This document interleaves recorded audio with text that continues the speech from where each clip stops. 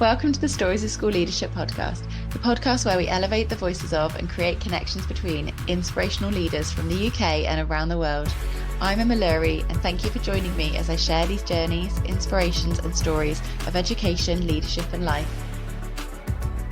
In this episode, I'm joined by Alex Neophitou, and we dig into a huge range of different aspects of education and leadership. Alex shares with real vulnerability and honesty his experiences in teaching and then into middle and senior leadership.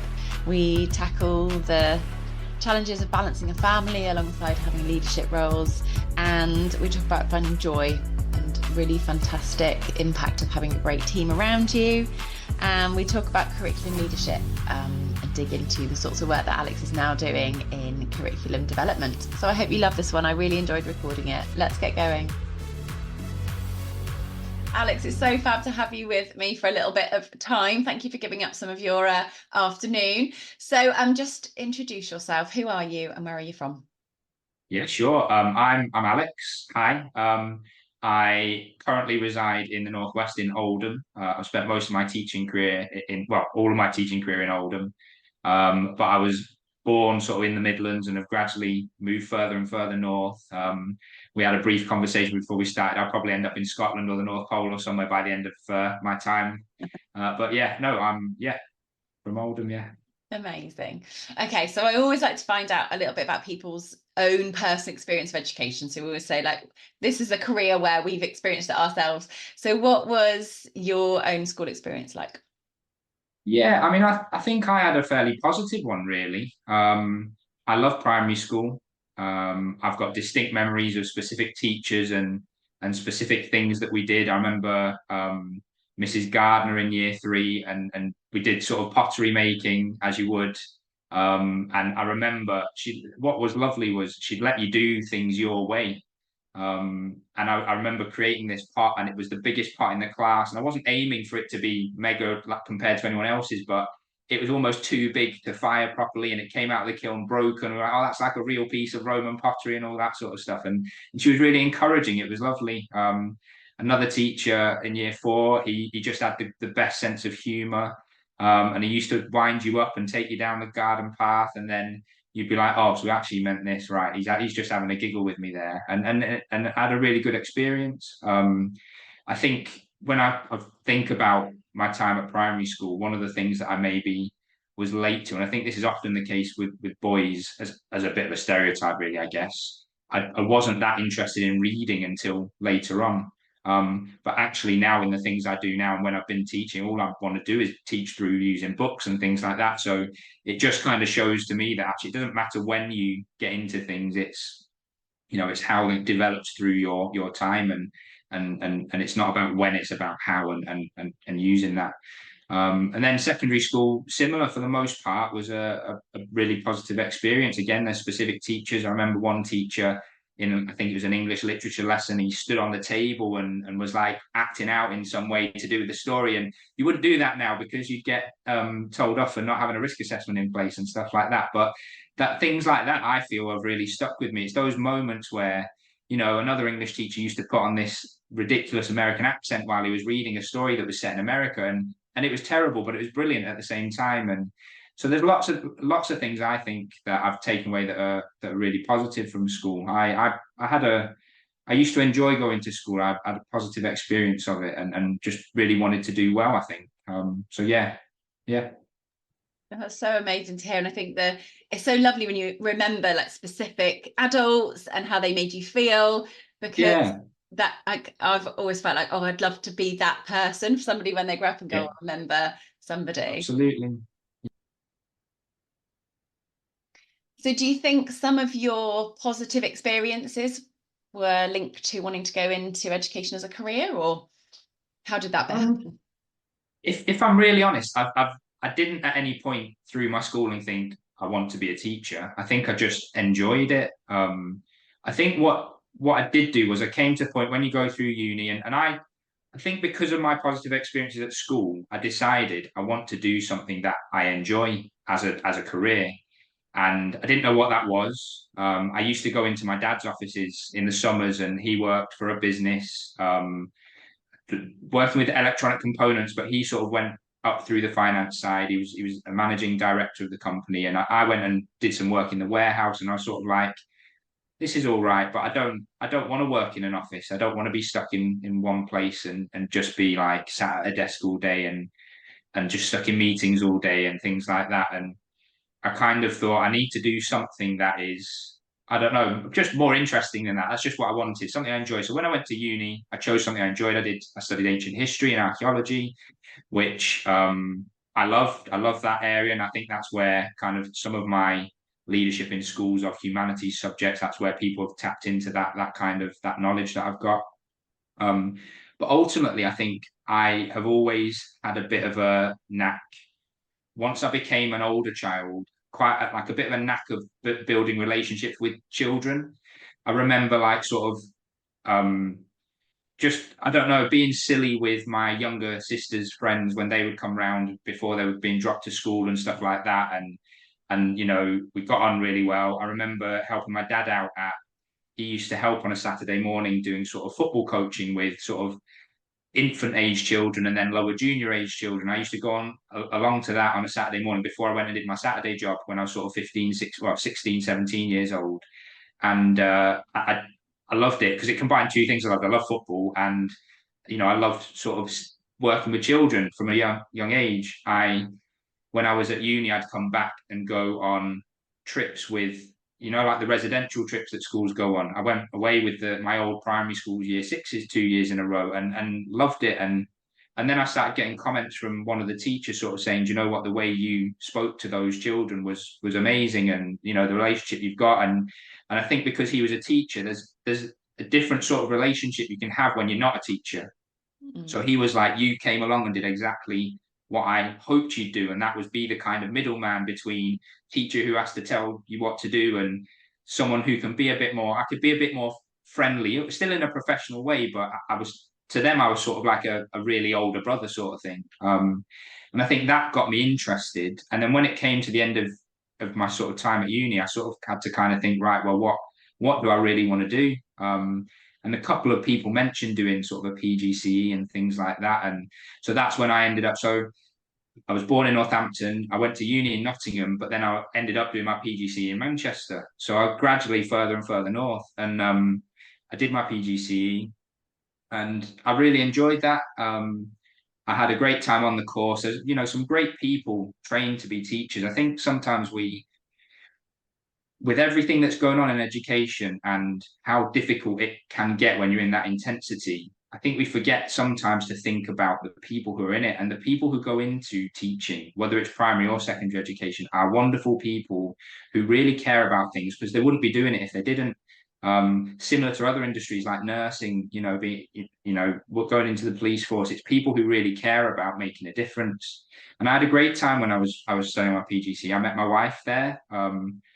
And you know, I could tell you stories about how she sort of followed me to the library, although she'll tell you that I followed her and things like that. And no, I really enjoyed, and it was nice. I don't think it prepared me fully for the life of a school, but it was really nice, sort of a nice way into it for me, because it had the balance of kind of still being a student, but getting that sort of really sort of more intense time in schools. You're in schools 3 or 4 times over that year. When I talk to people who've done the sort of the longer education course, it's sort of once a year for 6 weeks. I think I'd have sort of got a bit fed up waiting for that experience to come. So I'm kind of glad I did it the way I did. But I never planned out to be a teacher. It wasn't kind of always at the forefront of my mind or anything. I guess I kind of fell into it. And due to some of my experiences, I'm surprised I stayed in it for as long as I did to an extent. There were some interesting things at the start of my career, but in terms of actually why I went into it, it was more, I think, because I wanted to do something that was a bit different. I wanted to do something that I enjoyed, and I knew that I got on really well with children and working with children. So they're kind of my 3 reasons for it, I guess. Yeah. Sounds like it was probably very meant to be. Possibly, we'll see. It found you maybe more than you found it. Yeah. I think you're so right. I remember receiving advice from secondary school teachers saying just pick things you enjoy, so pick subjects you enjoy and study in that way, because you will find something, that kind of stressful bit when you have options. And And I just thought, I have no idea what I want to be when I grow up. Like, I still don't know what I Yeah, want to be when I grow up. And I'm 40, yeah, but my kids laugh at me. But I think that's such a useful thing. It can feel really stressful, can't it? Actually, if you follow something you're enjoying, ultimately that's what we all want to be happy. And you my dad still things open says to up me, to you. yeah, my dad still says to me that he doesn't know what he wants to do when he's older, and he's retired now. So, it's. I don't think it's. Some people just know, and I think that's fine. Some people don't, and I think that's fine too. I think when we talk about education, we're trying to encourage children to become learners.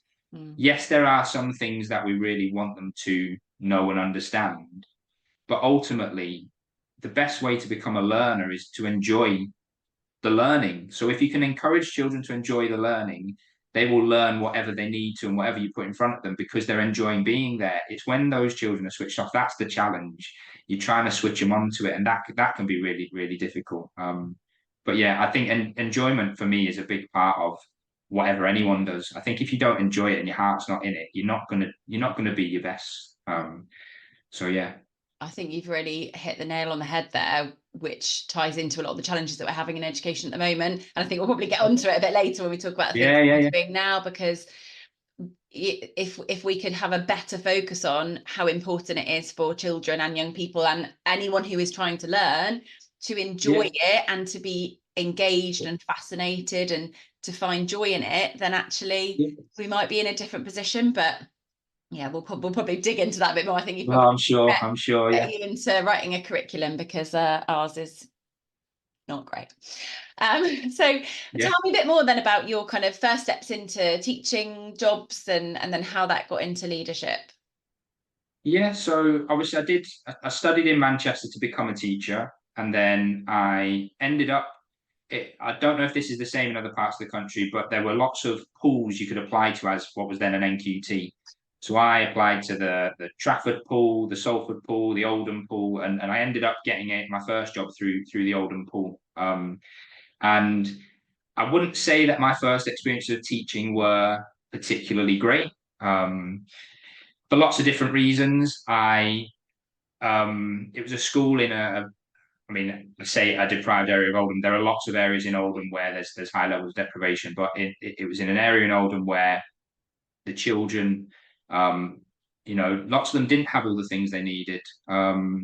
They didn't come to school necessarily ready to learn. The class I had was a mixed age class, which presents its own challenges, and I've not experienced that before.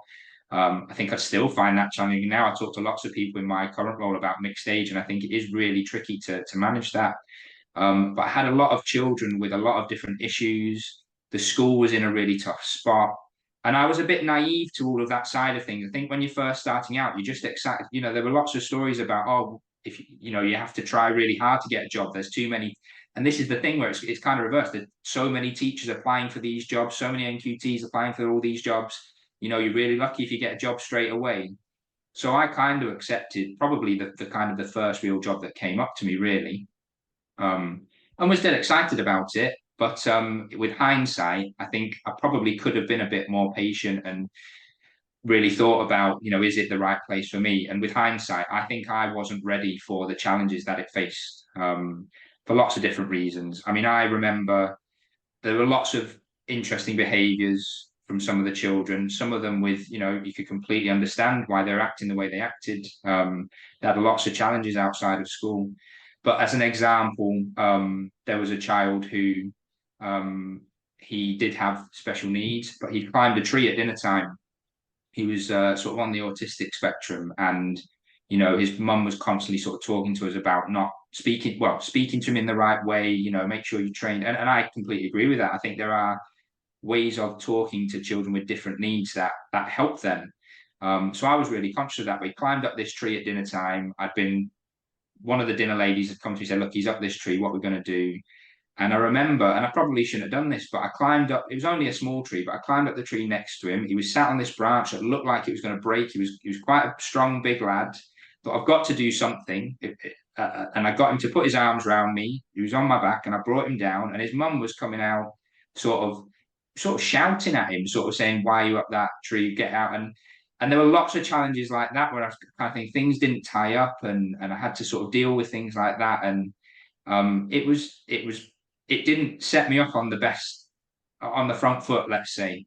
Within sort of 4 or 5 months, I was kind of like, although it was only a year's contract, I know in my heart of hearts I'm not the right person to work at this school yet. I look back and think I could go back there now, and I'm not saying I'd get it all right because everybody makes mistakes, but I'd be much more prepared for what I'd faced then now. And I know everyone will say that because it's great with hindsight, isn't it? But I know that I did a good job for those kids, or the best job I could at the time. But I know that I could do a much better job now if I went back into them. Which it's sad when you look at it like that, but I don't think I was fully prepared for it. No. Don't know So if yeah, my anything, first and year nothing really prepares you sometimes, though, does it? We were saying that the other day. oh yeah, Like, yeah, and sometimes I think the naivety is what you need, yeah. because otherwise you might not go into it sometimes, and then No, this is true. you're Yeah, stuck in it, yeah, aren't you? yeah, You learn on the job and you just give it a go. And yeah. Of I course, yeah, guess it's yeah, one of those jobs that, and yeah. leadership particularly, I think as well, is just one of those jobs that just know you cannot prepare for all of the eventualities that are going to get thrown at you, No, of and course you no can't. amount of Yeah, like yeah. reading or training. Sometimes you just think, oh my gosh, I remember going home sometimes just thinking, oh, you couldn't have written that. Like, No, no, I had absolutely. no idea where But to call upon yeah, some reserves. yeah. I mean, my issue with when I was in there was it was probably every other day, or maybe some weeks every day, where I came home feeling that way, thinking how that you wouldn't be able to write that for a TV show, like you just wouldn't come up with some of these things. And yeah, it was tough, but on with hindsight, it prepared me for a lot of the things that then came afterwards. So I moved school then to actually a school in the same area that was just around the corner. Um, More of a 50-50 catchment in terms of the levels of deprivation and the levels of challenge that the children presented. Still some challenging times, but what I will say about both schools is that what gets you through is, like we've said earlier, that the people that you're working with are the people that get you through. At the first school, there were a couple of teachers who I really relied upon, and they probably, at the time, I probably didn't realize it, but they probably relied on me as much, even though I was new to it, and they were great.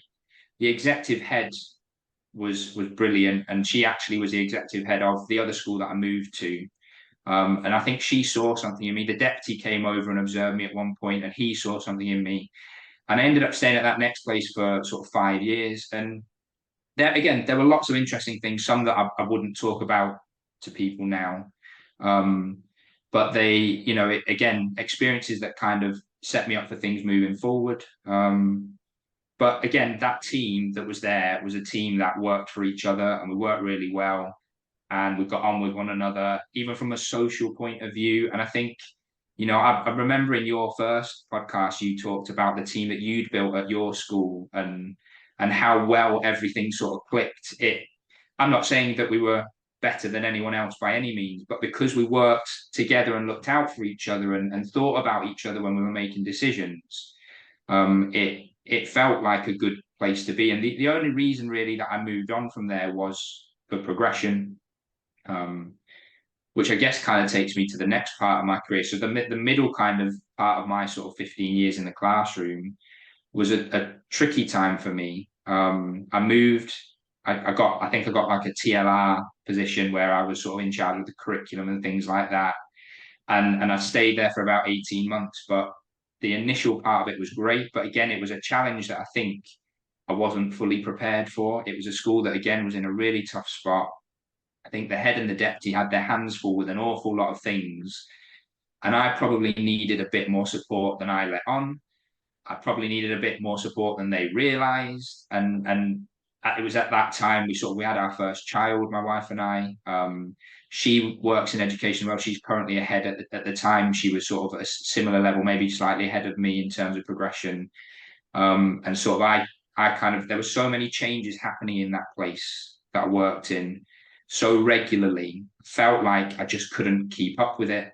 And unfortunately, when schools are in a tough spot, sometimes that's what happens. Sometimes there are so many things that the people sort of trying to lead the school feel that need to happen quickly.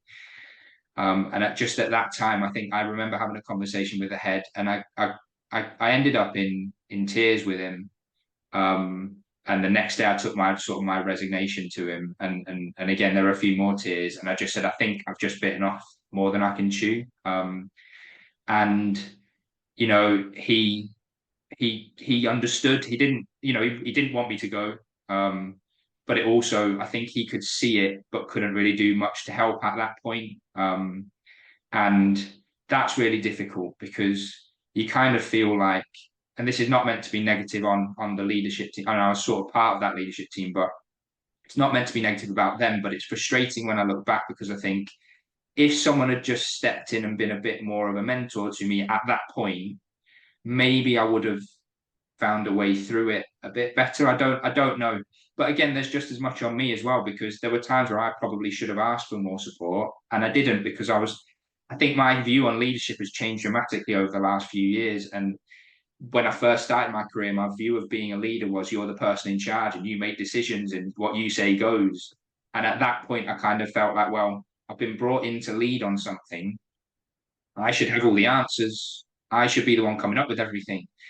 And I've completely switched that view from things I see on social media and things I read and just my own experiences. I've kind of turned my own head upside down on it. And I think that's the best way I can think to put it, just in terms of leadership doesn't have to be you doing everything. Leadership isn't actually about you at all. It's about developing that team and utilizing other people. But at that point in my career, I ended up going on supply teaching for a bit because I thought, you know what, maybe this isn't for me anymore. So I went on supply for a bit to kind of gather my thoughts, thought about other things I could do.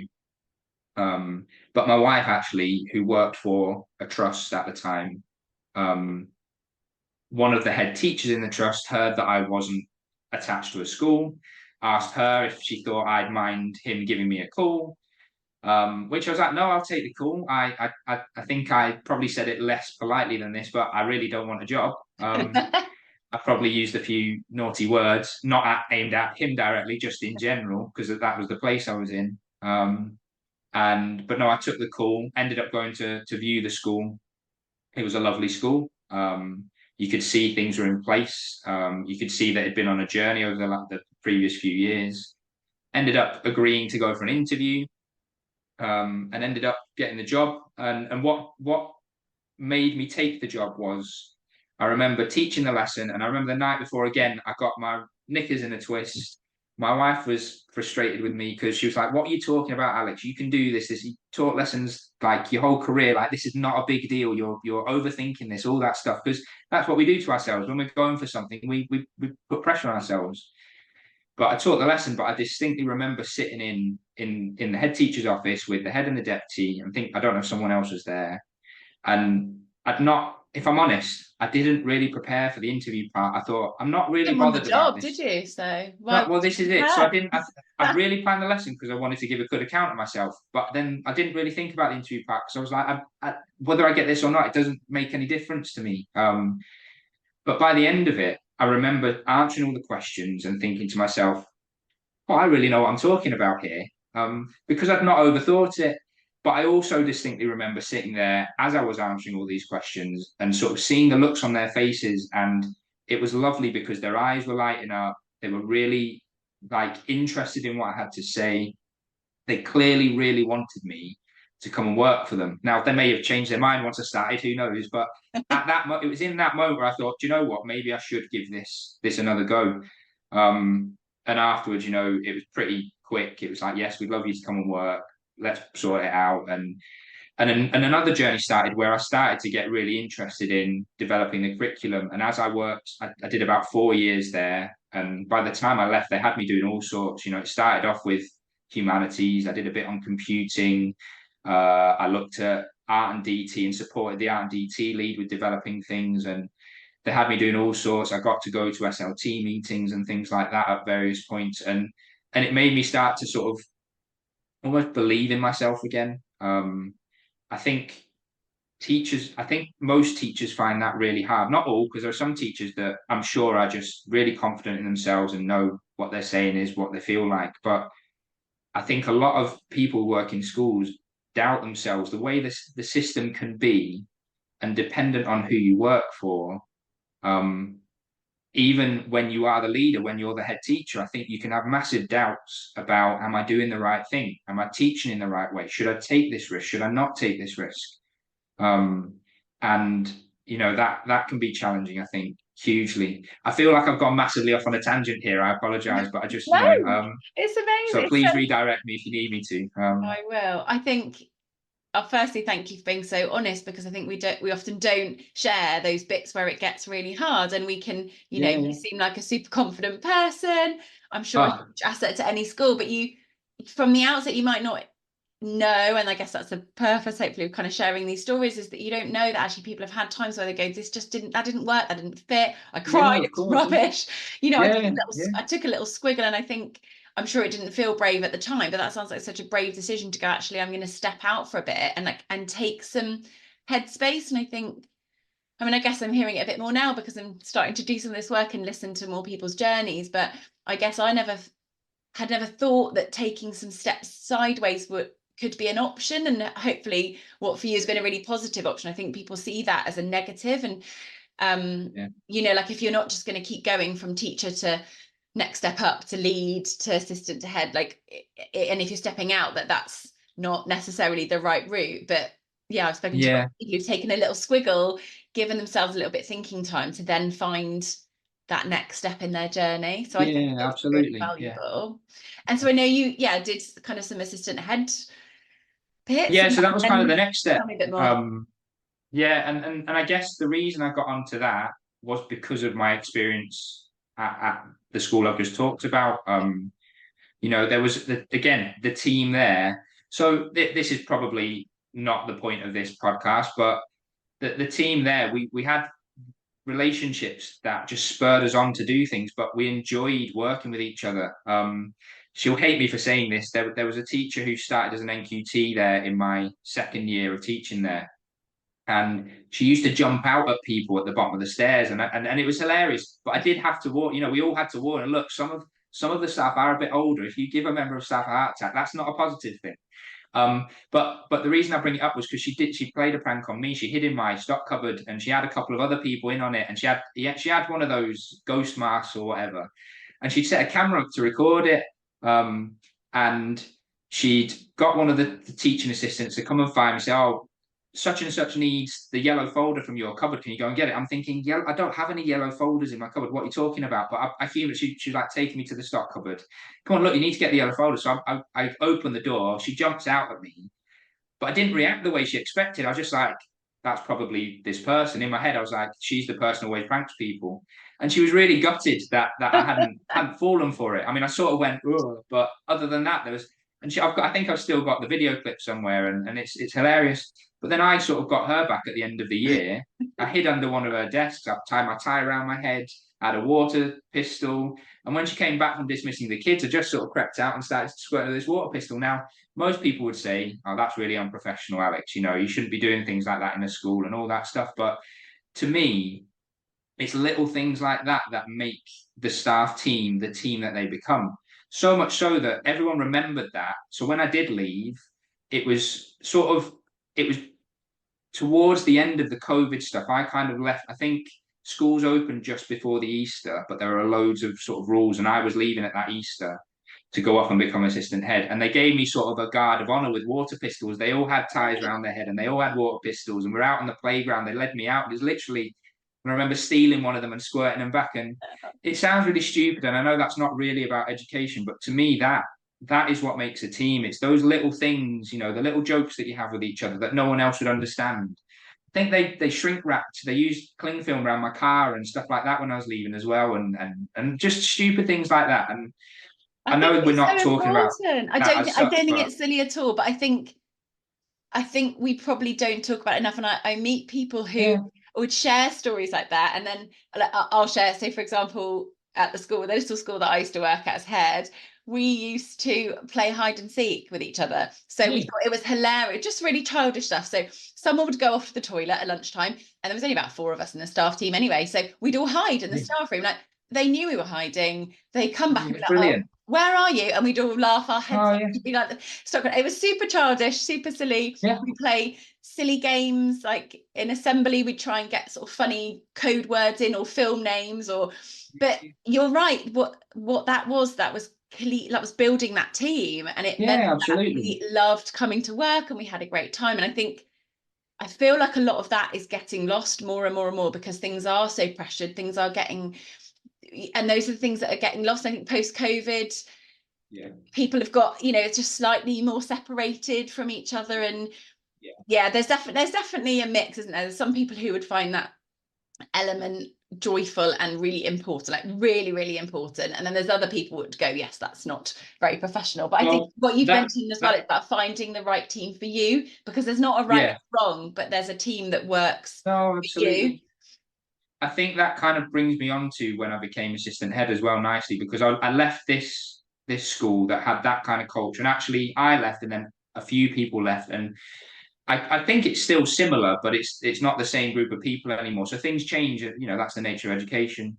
But I moved on to this other school. It was an outstanding school, which brings other pressures with it. But again, it was a different kind of culture, and it wasn't, it was very much. And this is not. I'm not saying this as a negative. It was just different. So I remember sort of within the first week there was. I was dismissing my kids from my class, and you could see another classroom door that was just literally right next to you.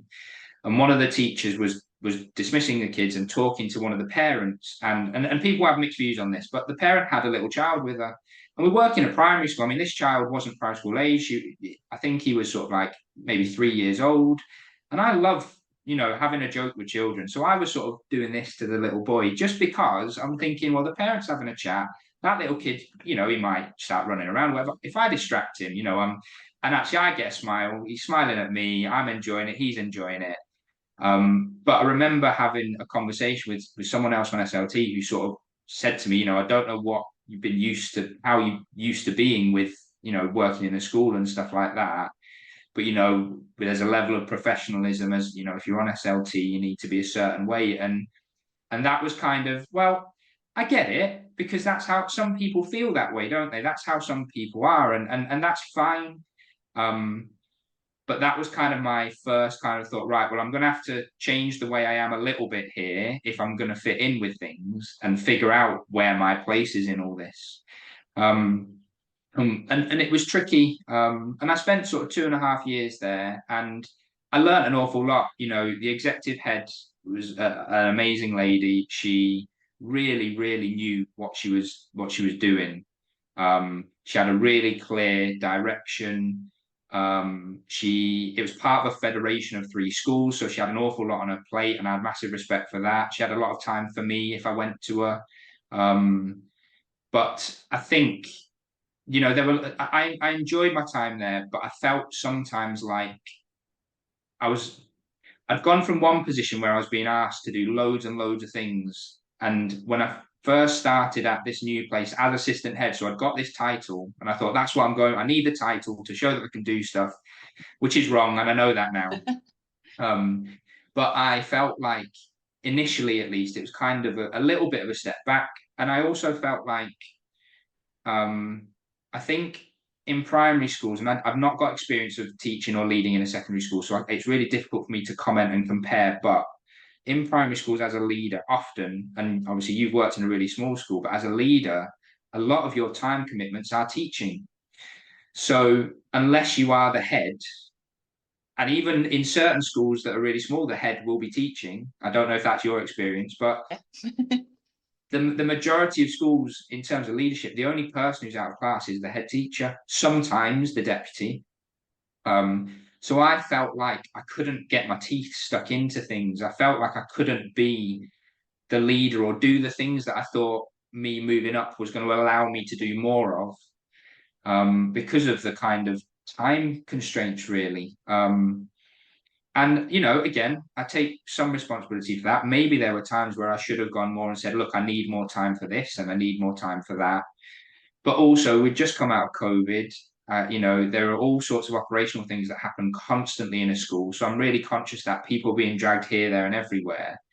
And I felt like, actually, again, maybe not the right way of thinking about it, but as a leader, I shouldn't necessarily be asking for this time, because everyone's getting pulled in all these directions. It's my job actually to try and hold steady and hold the fort and show that I'm doing a good job, and keep things ticking over and do things in my own time all the time, which every teacher does, and I've not got a problem with that. But maybe, staying up too late doing things when I should have just sort of had a cut off point and things like that.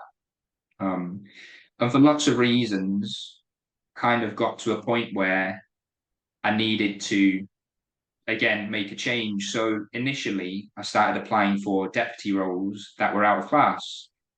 But the problem with that is you get 50, 60 people who are in the same position as me, who want more time out of class, who are all applying for that. And I never viewed it as I wasn't good enough to get them, but I didn't get any interviews. And well, I got one interview for one, and I understand why I didn't get that one, and that's fine. I got some good feedback.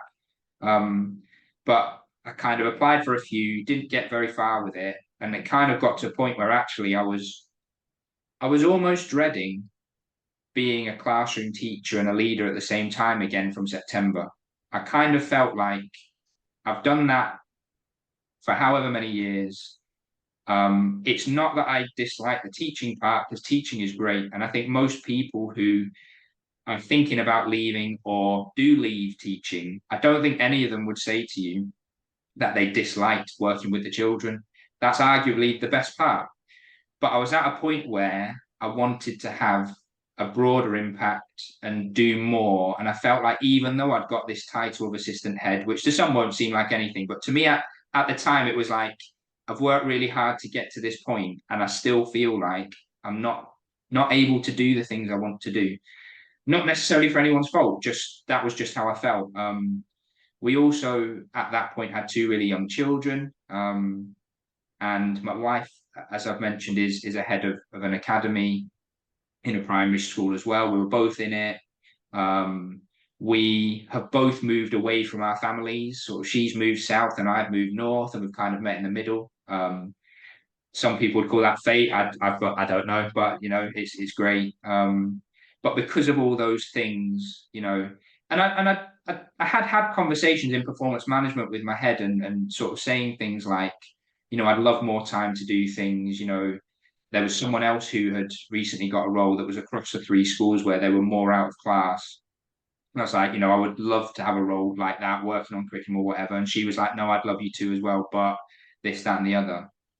And then when I eventually sort of think about a week before the half term, and I started calling it deadline day, like in the football transfer window. It was like, I've got a week to kind of figure out what I want to do. And I remember on the Sunday night before that week, I sat down with my wife and I said, what are we doing? I said, you're constantly pushing. I'm constantly pushing. Our girls go, and I know this is the same for lots of people. I'm not trying to make out I'm hard done by, but our girls would go to school, to morning club at 7:45. They'd be at school until 5:30, 6 o'clock every night. And it was too much for them. They'd get tired, and I'm watching that happen. And we're sort of, I just said, what are we doing? What have we got? Something has to change. I don't know what, I don't know how, but something has to change. So had that conversation with my wife, and I went into school for a couple of days thinking about it. And I went to my head on the Wednesday and I said, look, I just want to give you a heads up, but on Thursday, Friday, I'm probably, I think I'm going to have my notice in. And she was really shocked, and she didn't want it to happen. And to be fair to her, she did sort of say, what if we do this and what if we do that? And that was lovely to hear. But it was also for me I kind of felt like in my head I'd already made my mind up. And I think she knew that. And she was great about it. The next day I was out of class in the morning, and I was working in the sort of the deputy assistant head office, and she called me because she was at another school, and she said, I just want to check how you are, and I wanted to check you're all right. And I don't think many people would always see that side of her, because she was always here, there, and everywhere. That's difficult to be like that to everyone all the time. But I really appreciated it in that moment, because I think I needed to know that she wasn't going to judge me either way. And I did. I handed my notice in, and I worked to the end of the year. Another part of it that I kind of felt was I was fed up of the pressures of Ofsted, and I don't really want to get into that today, but I think it's hard to avoid in education. I didn't want to have to go through that fear of Ofsted coming in again. Incidentally, in the last week of term, they appeared.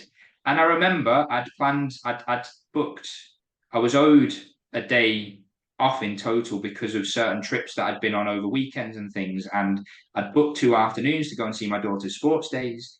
and they called up on the morning of one of them. And I remember almost breaking down with my deputy and just sort of getting really upset. And it wasn't that I was scared. It was more the fact that, I started thinking, in what other profession is there the threat of someone coming in 2 days' time that will stop you going to your daughter's performance or a family event? And, if I'd have been booked to go on a family wedding on the Wednesday, would my head have been saying to me, no, you can't go? I mean, I can't, and some heads wouldn't. Some said, no, you booked that, great, and that's fine. But I don't know what she would have said in that situation. Now, she didn't say that I couldn't go to these events. She said, it's probably okay for you to go. But also there were the undertones of, you're on SLT. And in my head, I'm thinking, will it look good if I go? And incidentally, it all worked out because both of them got cancelled because of the weather. They were on again the week after. I got through Ofsted. We kept our outstanding grading. I take not much credit, but a small amount of credit for that, because we had a history deep dive and I was leading it. And the Ofsted inspector was in that meeting. Can't comment on other areas, but she was great in the sense that she let me talk about the subject. And I often say this to people, because people will ask, well, if through a history deep dive or a subject deep dive, what do they ask and all that? I don't actually remember her asking me that many questions, because I was able to talk about it and discuss it and knew what I was doing with it. And at the end, she was like, and it was lovely to hear from someone in that position. She was like, you spoke really articulately about that. I can see your passion for it. But that kind of spurred me on to do, I know we're talking about the assistant head stuff, but that then spurred me on to do what I'm doing now as well, because I thought, no, I do know what I'm talking about, and I do know what I'm doing. And, it's, whilst I was gutted that I hadn't managed to miss out on that Ofsted, it actually set me up and gave me a bit more confidence in a way, which I wasn't expecting. I think there's a massive fear about people coming in and judging you in schools. And it's really sad that it's like that, because like we've said, most people who work in schools are really great people and really want to work hard. I was having a conversation with a friend yesterday there's three of us, we all train together. One of them's still in teaching. I've gone down I want to sort of do consultancy route, and the other left completely and is doing videography. And we're having a conversation. We often talk about teaching because we all know about it. And the chap who's still in teaching was very much like, there are very few times as sort of like a key stage leader, which is what he's in now, where he has to go and speak to someone and say, you're doing something wrong. In fact, there's never a time when he goes and says, you're doing something wrong. If anything, it's can see you found that I can see you struggle with that, or something you said just made me think, do you want a bit of help with this, or how can I support you better with that? It's that sort of conversation that actually is going to bring education on and bring teaching on and do good things for the children. I think this idea that someone can parachute in and tell you that you're not good enough and then parachute out again, there's something wrong with that. But I think that's a conversation for another day. That's like I think we need to whole podcast. be regulated. Yeah, probably. Yeah, we do need someone coming in and talking to us about strengths and weaknesses and where are we doing really well and where can we do better. I think as schools, as any situation, any business, you do need someone who can kind of give you pointers and I think it's got to be more supportive than it is. But again, I feel like I'm going off on a tangent again there, so I'll kind of rein it back in a little bit. No, not at all. I mean, I think millions of people are feeling the same, I'm sure. That was such a powerful reflection, Alex. Like, I really resonated with those sorts of conversations you were having at home, and it's just sad, because you're right. What other profession is made, and you're right, like, it's not even necessarily maybe leaders telling you've got to do it, but it's just those underlying expectations of how we're supposed to behave and the hours that we're supposed to work, and it is just it's not okay.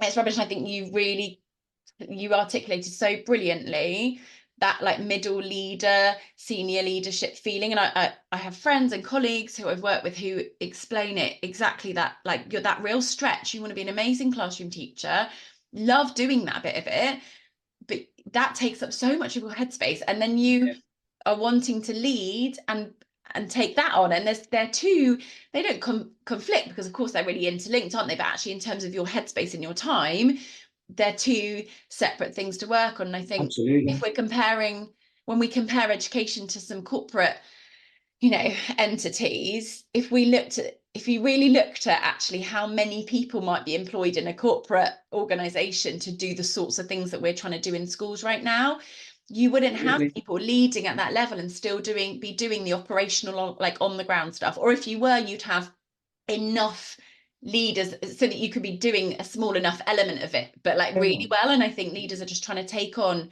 so much stuff. You talked about how much change we're like undertaking at a quick pace. Like, yeah, you're so right. And that the answers realistically are around, we need more funding to get more people in schools to do it. People are just feeling super stretched.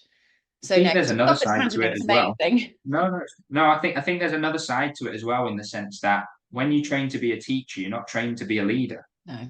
And there are lots of lead. You know, I've done my MPQML, I've done my MPQSL because I wanted that kind of support to know what to do. And some of it is common sense. I would argue that the best leaders that I've worked with have quite a lot of common sense around what's right and what's not, what works and what doesn't. I'm not saying that makes you an ultimately brilliant leader, but I think that's a big part of it. But we're not, when we train to be teachers, we're not trained to be leaders. And that's difficult, because actually you have to learn while still doing a really good job as being a teacher. And I think that's really difficult. And I think the other side to it as well is, I think we're all leaders. I think from the moment you step foot in a classroom, you're leading in some way. Whether it's leading your teaching assistant, whether it's leading the children in the right direction, whether it's leading in a subject area, which again, you get thrown at you after you've qualified and done your first year or 2 years now as ECTs, because you've got ECT 1 and 2. You then get a subject thrown at you where you've actually got very little or no experience of leading a subject, but you're a leader now. Made something in DT when you were 12, that's fine. You can definitely. You're the DT coordinator now. That's what happened in my second school. I remember. Yeah, absolutely. Oh, you play an instrument, you could be the music coordinator. Well, yeah, I mean, and there's another side to that as well. There's another side to that as well, which I found is when you do a good job in one subject, actually, I don't think you need to be an expert. Some people disagree with me here, and I accept that, but I don't think you necessarily have to be an expert in the subject to be good at leading the subject. What you have to be good at is drawing on the experiences of others for the subject knowledge and things like that. But in terms of how to organize the curriculum, the national curriculum sets out, sometimes in real masses of detail, sometimes not so much, but it sets out what you're expected to teach. So your job as a subject leader, to me, is about organizing that for everybody else. But you draw on other people. When someone comes to you and says, actually, I'm not sure that's quite right, because I when I played in orchestras, this happened. Oh, right, no, that makes a lot of sense. I've not done that. How can we do this? And then you're getting people to lead upwards as well. As it's leadership is all around. It's about people, like you said, wisely said. So tell me what you're doing now, because you've left, you're out, and you are now doing to an extent. I'm out. Yeah. So what I'm doing now actually started probably 4 or 5 years ago. So there's a company that's based in the Northwest called Focus Education, and it was started up by a man called Clive Davis, who for many years in Oldham was sort of like the school improvement person. And then I think Focus as a company has been running for it's over 30 years. And what they do is they deliver training, they put on conferences, they put on conferences, they go in and do school support, they create publications. So Clive, when I first met him a few years ago, came into the school I was working at as I was humanities leader, and there was sort of 3 schools that were working together with his support on developing history and geography. And we were quite far ahead in terms of what we were doing. The other 2 schools were just starting out, and we all sort of had to explain our position and things like that. And I remember sitting in a meeting with him and my head teacher and the other schools, explaining where we were up to with our curriculum, the things that I was putting in place. And he really liked it. He asked to sort of share aspects of it in one of his publications. And I remember sort of being really excited. This blew my mind. Someone wants to put something I've done in sort of something that's going to be published. And it's self-published as the company, but that's how it worked. And it was great. And he credited me and the school I was working at. And I was talking to, again, lots of conversation with my wife around our job. I was sat on the sofa, doing some work and talking to her about this, how I was excited about it. She's like, why don't you email him and just say, you'd love to do more if the opportunity arose. I'm thinking, I can't do that. This is Clive Davis. He's larger than life. He's this amazing person. He's done so much. And I'm this person I've done a bit on history and geography. I couldn't possibly, but anyway, I emailed him, and he ended up actually one dinner time calling up the school I was working at. It got put through to the staff room where I was having my lunch, and the lady in the office was like, I've got Clive on the phone for him. I'm thinking, Clive, who's Clive? I don't know anyone. I don't have any friends called Clive. And then the penny dropped, and I was like, oh my God, it's Clive. So I had this conversation with Clive, and he basically said, would I like to write something with him? Which again, I was blown away by. Little old me, I'm like, well, yeah, absolutely. I'm not going to turn this down. And then he sort of dropped a bit of a bombshell, because at the end of the conversation, he was like, so basically what I'm thinking is, we've written lots of stuff around subjects and this, that, and the other, but we've not done anything around Black British history. And at the time, I mean, it's still a big issue now, but at the time, it was something that was really, had Black Lives Matter going on, and things like that really coming to the forefront. And whilst I was really excited, I was also like, oh my goodness, I don't know enough to write about this. But actually, it started a whole journey for me that I got into sort of research. I've got a big pile of books on my shelf over here, all to do with Black British history. And what I started to realize in my head was that, and this is getting really specific, but lots of schools will touch on Black history, but not much of it is Black British history. So I've ended up writing with it actually ended up being me writing it rather than him. He didn't have time really. I had support from him, but it was sort of over a year and a half of work at weekends, work in the evenings when I could. I'd go to the library to get out of the house just to get a bit of headspace so I could really work on bits of it. And what started off as something that I thought might just be a bit of an overview became this. It's almost like two books put together, one for Key Stage 1 and one for Key Stage 2, around how we can build in elements of Black British history in the current curriculum.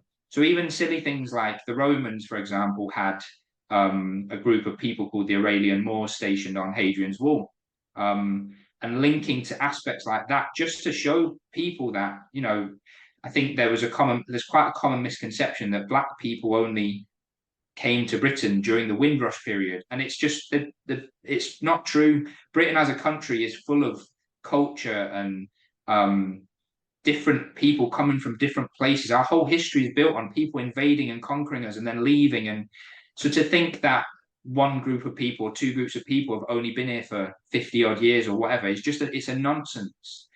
And I'd never really thought of it like that. So that's where the journey kind of started. And I put together this publication on that. Felt really nervous about it because I'm quite aware that I'm not a Black British person. But I tried my best to do my research. There's people like David Olusoga who have been really big over the last few years. I think he's done BBC documentaries. He's written books. He's done some books for children that are brilliant as well. And other people, Miranda Kaufman, I think, wrote all about the Black Tudors, and I found that really interesting because there's all these little pieces of evidence. And I know that the Tudors isn't on the national curriculum anymore, but you can still teach about it. If you've got space in your curriculum, you can fit things like this in. So I created that publication, felt really proud of it. And then I delivered, while I was still in my assistant head role, I spoke to my head and she was okay with me doing sort of delivering a morning course through Focus Education about what I'd written about. And I had 4 or 5 people log on over Zoom, and I got to talk about all the work I was doing. And I loved it. It was something that I really enjoyed. And I thought, if I could do this more, I'd be happy. And that's where kind of the having more time thing comes in. I'm thinking, if I had a few more days out of class, I could do stuff like this for the schools I work with or abroad, I don't know, or the local area or whatever it is.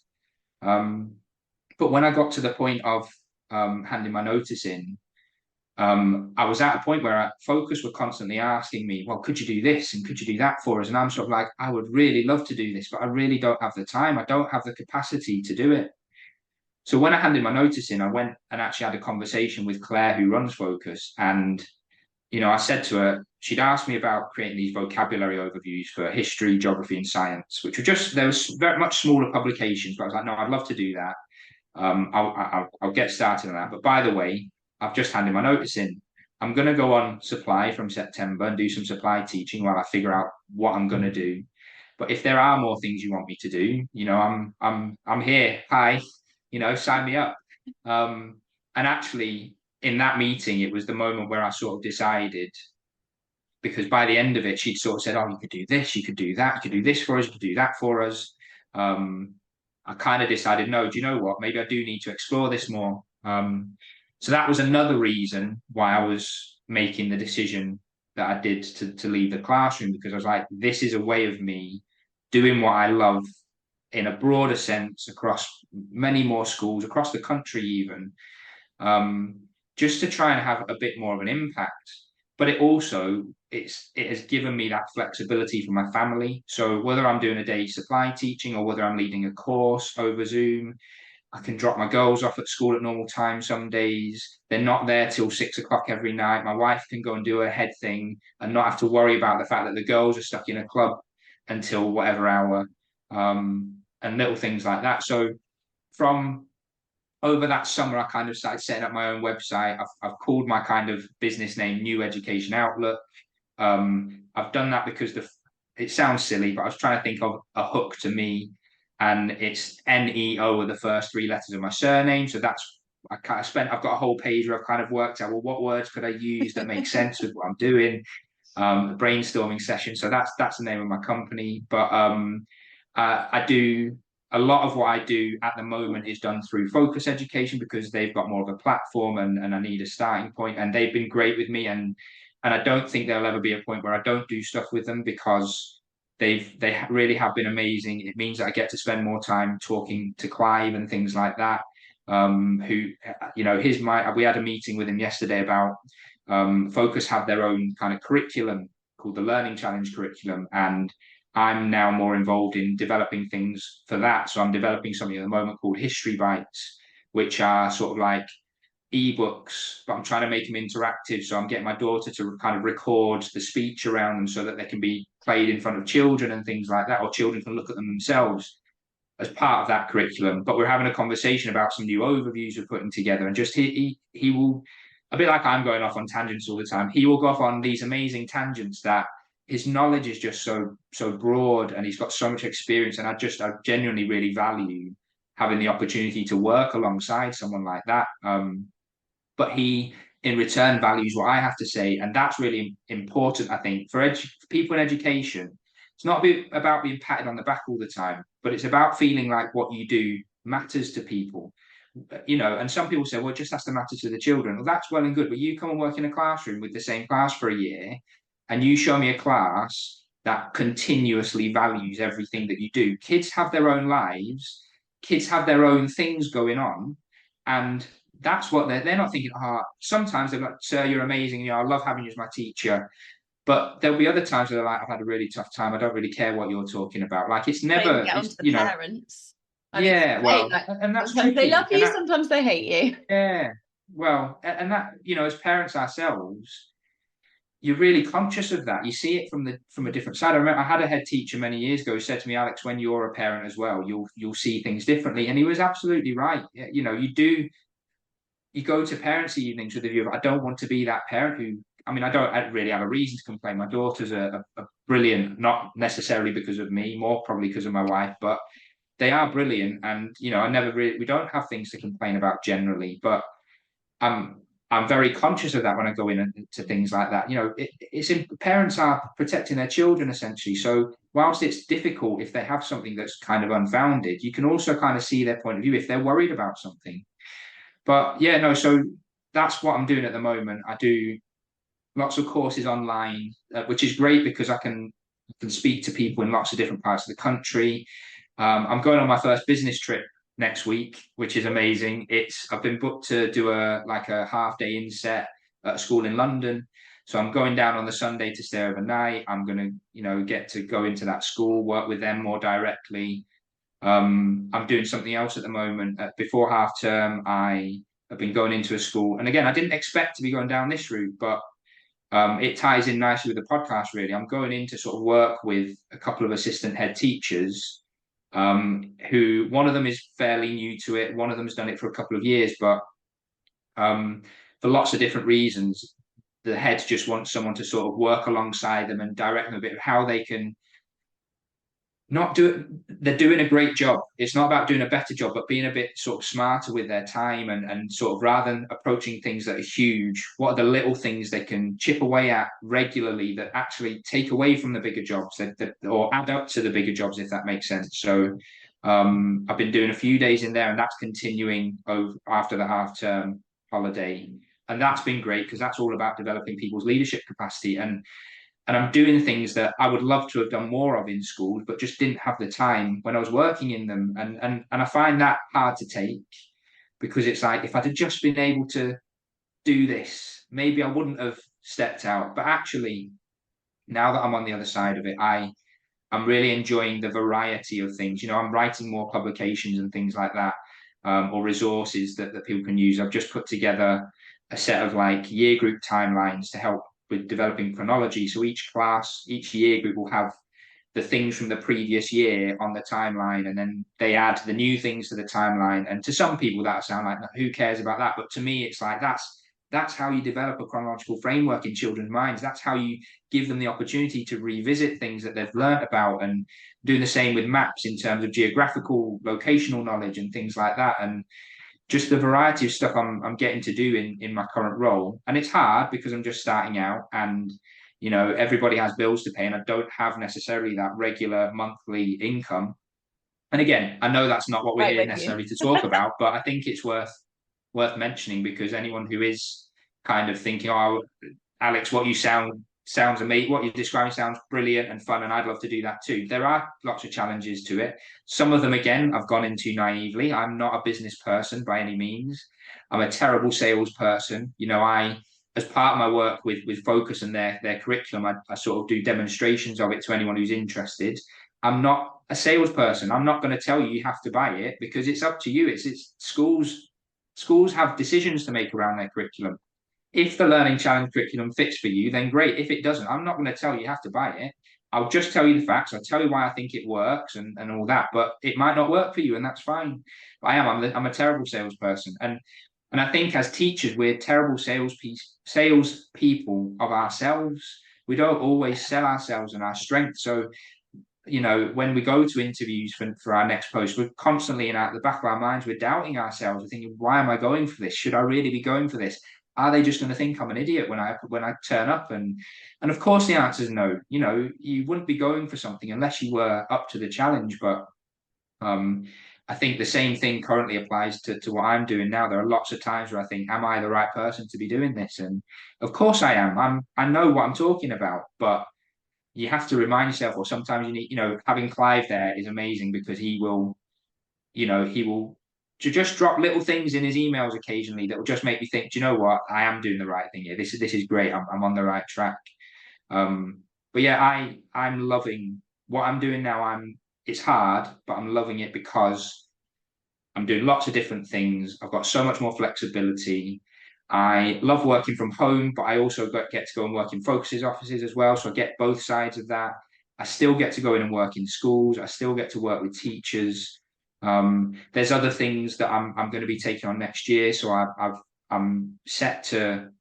I think initial teacher training is developing at the moment, and Best Practice Network they've just started this year developing initial teacher training, and I think they've got around 50 teachers who are training at sort of in apprenticeship style roles. And I had a meeting with the lady that kind of runs that, and next year I'll be doing some of the history and geography sessions for those people who want to become teachers, and little things like. So this my role is becoming so varied. I'm much happier in what I'm doing. I'm not getting bogged down in sort of the day to day, where I think that's what happened to me as a teacher. I think I got to a point where I was letting myself get bogged down in all of the teaching side of things, when what I've just got to a point where, again, another conversation with another deputy head that I had for a school I was doing some supply with, talking about outgrowing what you're doing. And I'd outgrown working in the classroom, I think. And I don't mean that in a kind of a big-headed, egotistical way. That's not what I mean at all. Just in the sense of, what do I want to be doing with my work? This is what I want to be doing, but I'm not able to. I'm only able to do this, and so I kind of had those conflicts going on as well. But yeah, I love what I'm doing. New Education Outlook. there's a website. Go and have a look at it. Tell me it's rubbish if you want. Tell me how I can improve it. That'd be great. Or if there's things you want to chat about, then get in touch. What we're doing now whilst we're recording it is amazing. I'm loving it so far.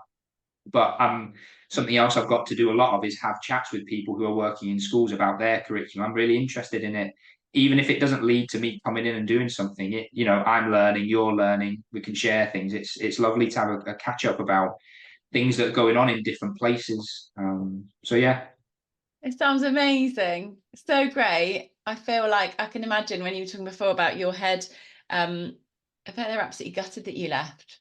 It was got so much passion and enthusiasm, but the value, and I think this is really important to share, the value of being able to do it from the other side. It's there and it's possible, and we need people like you who have got that experience, who've got that knowledge, but who aren't coming in saying it has to be this way. Like you can tell that you have in that facilitation model and support people. So it sounds amazing. We will put links in to what you're doing. I think, both sides of it sounds so great. And it's really inspirational for people, especially because there are lots of people at the moment thinking about making those decisions about, what else is out there. I think, education doesn't have to be this stepping stone to stay in school forever. Like, it'd be great if more people wanted to stay in schools, because we need amazing people in schools. But there's also opportunities to do things from another angle. You're right, it's not easy. Like the challenge is real, but it's exciting because you're learning, aren't you, all the time? Definitely resonate. But thank you so much for spending a bit of time sharing your journey with us, Alex. It's been amazing. Yeah, of course, yeah. No, it's been great. I've really enjoyed it. Thank you so much for having me on. You're welcome. Thank you so much for listening to the Stories of School Leadership podcast. We'd love to know what inspired you in this episode, so do get in touch and tell us your thoughts. And please share this with friends and colleagues. If you have time, a review would mean so much. It really helps us to reach more people. If you'd like to connect with me to follow my journey or access some support, maybe supervision, coaching or early years consultancy, you can find me at Stories of School Leadership on Instagram. I'm Emma Lurie on LinkedIn, or my website is emmalurie.co.uk. I hope you have a great day, whatever you're getting up to next, and I can't wait to share the next episode with you.